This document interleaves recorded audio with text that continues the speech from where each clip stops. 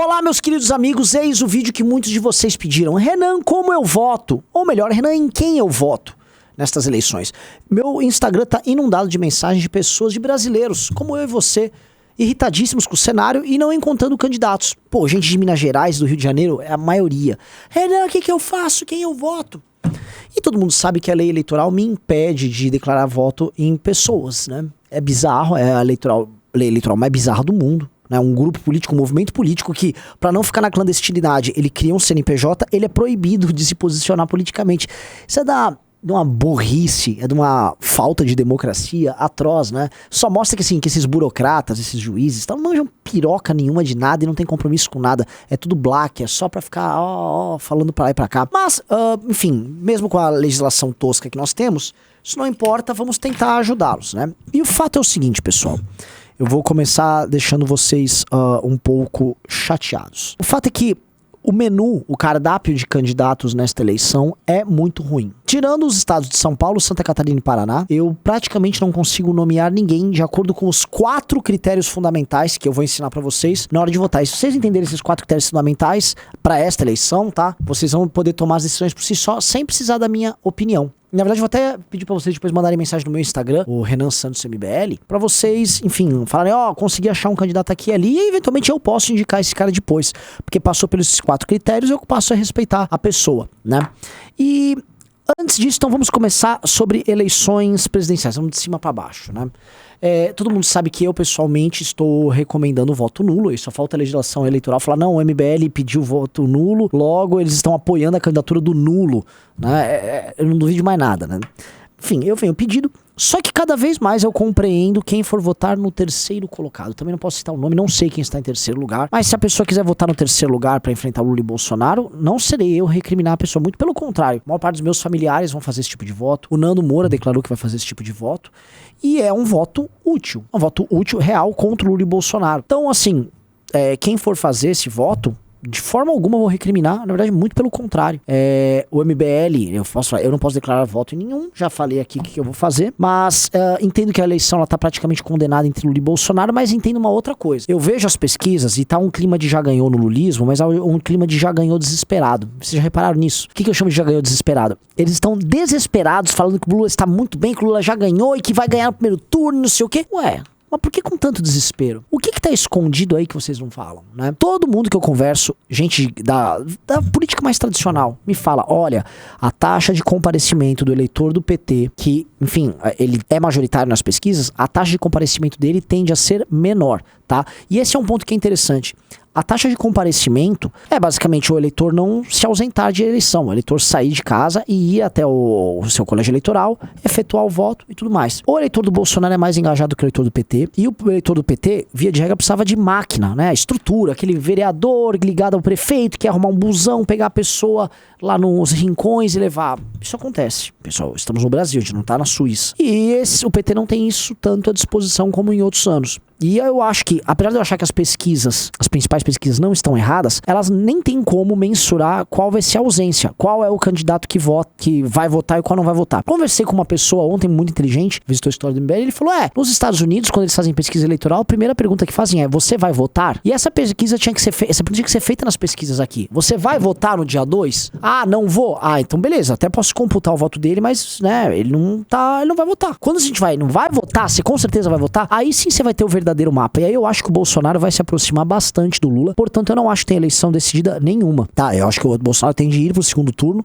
próximo do Lula. Não como o gado imagina, mas próximo do Lula. Portanto, a ameaça Lula e a ameaça Bolsonaro estão presentes. Para governadores, né?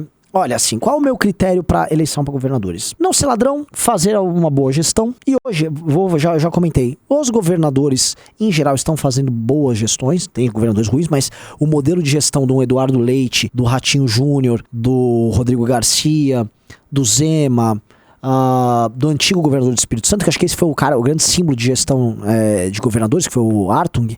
Eles têm um modelo de gestão mais ou menos similar ao Caiado também. Então, hoje, ser governador e falar em gestão, tá todo muito parelho, né? Acho que talvez o cara que foi mais destacado em termos de gestão tenha sido o Eduardo Leite, que foi o que pegou a pior crise e fez as reformas mais agudas. Então tem esse elemento de gestão, mas também tem o elemento como vai se comportar num governo Lula ou num governo Bolsonaro. E aí, né, vocês têm que botar e pesar aí, né? Você tem caras que têm gestões boas, mas que se comportaram pessimamente no governo Bolsonaro. O caso do Zema, fez uma gestão ok, recuperou as contas lá, mas foi uma cadela do bolsonarismo. E aí, como é que fica no segundo governo Bolsonaro tarado pra destruir o Brasil ali? Como é que vai funcionar? Outros casos, e aí, e caras que vão assinar no governo Lula? Quem é que vai assinar e vai grudar no Lula? Como é que vai funcionar isso? Então acho que vocês têm que pesar isso, vocês têm que botar numa balança. O Rio de Janeiro tá uma situação muito ruim. Fica nisso. Senado, meus amigos, vai entrar no mesmo critério que eu coloco aqui, os outros do Legislativo, e é onde eu vou dar uma passeada. E agora nós vamos quebrar aqui o nosso estúdio. Como é que é? Eu vou vir pra cá, ó. Olha só, deixei uma lousa pronta aqui. Como você vai votar para o Legislativo? E eu vou levantar os 4 primeiros critérios. Então pra você saber fazer a lição de casa sozinho. O critério 1, tá? É o cara, vamos lá, não ser ladrão. Ou seja, o primeiro critério de eliminação não importa a ideia que o cara defenda, não importa nada. Se o cara é um bandido e entrou na política pra roubar, você não pode votar nele, tá? Então, nós temos de fato que eliminar a prioristicamente os ladrões. Nós tivemos figuras que são ideologicamente bem diferentes da gente, mas que se comportaram decentemente quando foram parlamentares. Você pega o Roberto Freire, é um cara de esquerda.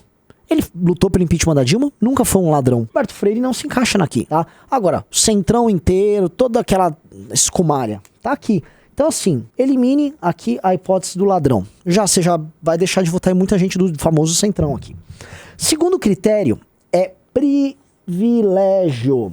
Então você vai eliminar todo mundo que está fazendo uso de grandes privilégios, seja nos seus respectivos mandatos, seja agora, por exemplo, nesse uso exacerbado de fundão que estão fazendo. E aqui você vai eliminar algumas pessoas até boas. Tem alguns caras que lá no Congresso são bons, mas eles veem a política de uma maneira patrimonialista, eles enxergam a política como um meio para eles se servirem do Brasil. O cara às vezes se vota bem aqui, se posiciona bem ali, mas o cara é um amador, contumaz, e tem muito, cara, e é muito difícil retirar essa mentalidade dos caras. Tem candidatos, que eu não vou citar nome, né, que lutaram muito contra a corrupção, vocês sabem de que eu tô falando, né? Mas assim, já no seu trabalho, eventualmente no Ministério Público, na magistratura, era mamador pra um c... E aí vai pra Brasília, vai fazer o quê? Vai aqui, ó. E a luta contra o privilégio é uma das maiores lutas que nós temos que ter dentro do Estado brasileiro, porque o Estado brasileiro é uma máquina construtora de privilégios, é uma máquina de extrair dinheiro de quem trabalha e produz para uma massa improdutiva que vive de sugar a gente, que tem setores do judiciário, do funcionalismo, executivo, tem todo mundo. E o Brasil é isso, né? E inclui o privilégio, inclui gente da iniciativa privada, bancos e diversos setores que beneficiam disso. Enfrentar privilégio é a principal luta que tem no Brasil. Tá? É muito mais do que cortar a verba de gabinete e usar fundão. Essa aqui é a grande luta contra o patrimonialismo. Então esse é um critério, não ter privilégio. Critério número 3, tá? Enfrentar o Lula e o PT. O cara tem que enfrentar a máfia, a quadrilha de esquerda que destruiu o Brasil e que permanece destruindo o Brasil. E você fazer uma abordagem um pouco mais extensiva, as esquerdas brasileiras, né, Boulos e sua turma que gosta, que não pode ver uma criança que quer dar porrada, toda essa galera maravilhosa, democrática e tal, que vai trabalhar nos próximos anos pra destruir o que resta de economia, nossa, com aquelas ideias pouco ortodoxas deles, vão lutar muito pra imposição da ideologia de gênero, toda essa questão de cultura woke, e isso vai ser um trabalho grande que a Janja vai fazer com o Lula, caso o Lula ganhe, e aí todos os outros acessórios, que eu vou nem falar que eles já vão lá roubar e tal, mas a gente sabe como é que funciona. O enfrentamento ao PT é importante. E aí você vai falar, pô, entendi. Se não for ladrão, não tiver privilégio e enfrentar o PT, eu posso votar, né? Calma, homem. Tem aqui o último critério, que aí você vai eliminar um monte de gente com camisas laranjas, que é enfrentar o Bolsonaro. O Bolsonarão. Então o que adianta o cara vai? Você não sabe quem vai ganhar no segundo turno, se é Lula ou Bolsonaro. Mas a gente sabe muito bem que no primeiro turno você vota pra deputado. Aí você vota um deputado que tá lá batendo no Bolsonaro, no Lula, desculpa, o tempo todo. Fala, o Lula é um maldito, isso. Aí o cara tá lá batendo e não bate no Bolsonaro. Vocês sabem do que eu tô falando, né? Tô falando de uma legião de aproveitadores que vocês sabem quem são. Eles são os malandros porque eles usam, na verdade, o sentimento do antipetismo que existe na sociedade pra se elegerem. E aí eles se tornam isso aqui, ó. Todo cara que não tem uma luta verdadeira e que pega lutas legítimas, como a luta contra a esquerda, pra si, o que esse cara, no fundo, quer é o mandato apenas. Portanto, ele tá querendo se tornar um cara do privilégio, é questão de tempo, até virar um amador. É pra isso que vira a vida dessas pessoas. Então, um cara que bate no Lula, mas não bate no Bolsonaro, no fundo, esse cara é um cara que quer viver do mandato, e o mandato é um fim em si mesmo. Portanto, ele é um cara dessa segunda turma. Portanto, esse cara também tem que ser eliminado. Aí eu vou lembrar pra vocês, quem não é ladrão, combate privilégio, é contra Lula e quem é Bolsonaro. Assim, eu consigo levantar na mão 6 nomes ao redor do Brasil. Eu consigo levantar. Não posso citá-los por conta da lei eleitoral.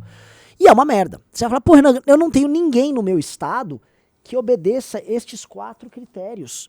E a real é o seguinte, quase não tem ninguém. Devia ser óbvio, esses são critérios, assim, que deviam ser a priorísticos pra qualquer pessoa honesta na política. Não ser ladrão, não tá lá pelo privilégio, enfrentar a coisa ali do PT, enfrentar a coisa do Bolsonaro, mas não é. É quase impossível. Agora, se você fizer uma pesquisa, pô, achei um fulano aqui, achei um fulano ali, cara, eventualmente você pode achar um nome bom. E aí eu peço pra você, me indique esses nomes. Porque eu não achei. Pode ser que exista, eu tô sendo, assim, verdadeiramente honesto. Pode ser que em Goiás tenha um cara ótimo que siga isso aqui. Pode ser que eu encontre, sei lá, no DF, em Minas. Me ajuda, porque tá difícil. Se a gente tá num país que a gente não consegue encontrar quem cumpre esses 4 critérios, quem cumprir, meu velho, você tem que lutar até o fim com essa pessoa. Até o fim. Porque claramente é o objeto mais raro que existe na política brasileira, tá? É o máximo que você vai ter em honestidade, em virtuose, em qualidade e em propósito. Eu acho que isso aqui é um bom guia pra você poder trabalhar, tá? Eu não tô aqui pra ficar indicando, nem posso pela lei, mas vocês são pessoas inteligentes, eu tenho certeza que com base nisso aqui vocês vão tomar a sua decisão. E aí eu dou uma dica. Não sei quem você vai escolher como candidato. De fato, não sei. Mas eu peço pra você fazer uma coisa agora nos próximos dias. Escolha esse candidato, ou os candidatos federal, estadual e tal, pegue uma imagem dele e poste na sua timeline, mas faça isso, poste na sua timeline e escreva o seguinte, no seu Instagram, no Face, vou votar nessa pessoa, me pergunte por quê. Suscite o debate na tua bolha. Você é muito mais importante do que nós, ou outros influenciadores, perante o teu grupo de amigos e familiares. Você é muito mais influente junto a eles do que nós. Ou do que, sei lá, se você for um cara de esquerda do que um candidato de esquerda. Vai, tô fazendo um exercício aqui. Portanto, a tua opinião defendendo um candidato é maior e mais poderosa do que a nossa opinião perante o seu grupo. Se todos vocês fizerem isso, eu acho que nós teremos algo, entendeu? Eu acho que você vai conseguir fazer uma transformação e enfrentar essa máquina, privilégios e ladroagem, que tá tentando engolir qualquer voto de opinião nessa eleição. Faça isso, se quiser me marque que eu vou querer ver, tá bom? Esse foi meu recado. Beijos, abraços pra todos vocês.